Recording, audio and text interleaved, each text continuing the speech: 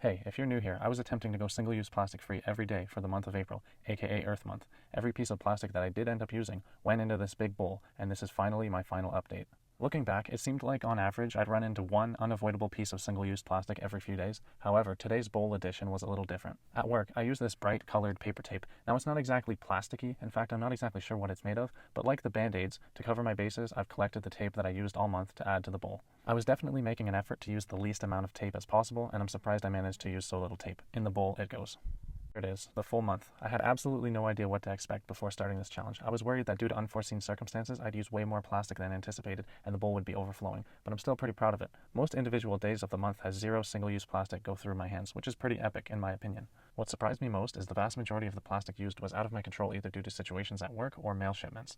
The only pieces that I personally chose to use were the milk cap and kind of the chicken wing packaging and also kind of the Band-Aids, but the latter two were essentially accidents. So had I given myself shipping and workplace waste as exemptions to the challenge, it would have been an unreal success, but I'm glad I didn't.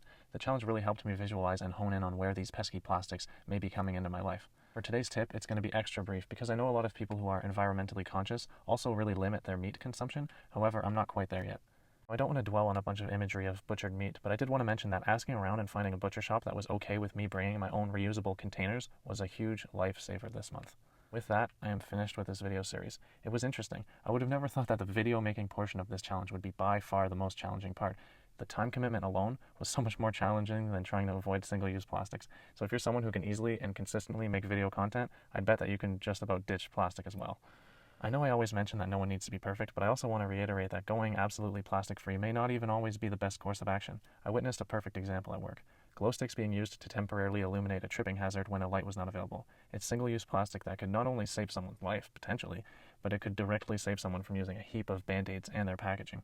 Another quick example that stood out to me during the month were some of these small meals that were provided to us at work. For the sake of the challenge, I was avoiding consuming some of these because they sometimes had single-use lids, but it didn't take me long to realize that unless people eat all of this food that was already allocated for each employee, it would likely go to waste, and the plastic lids would already be used regardless. So in that specific moment, it would be best to just use the single-use plastic. All that to say that it's always just a big balancing act. But I am glad I could help share some tips and products that I love and that I'm confident are better for the environment in the vast majority of cases, things that I use and swear by. Some of these products can be expensive, but what makes them even more expensive is having good intentions and buying a plastic-free alternative just for it to suck and go to waste. So I hope you can learn from my experience and end up finding some tips and products that you love too.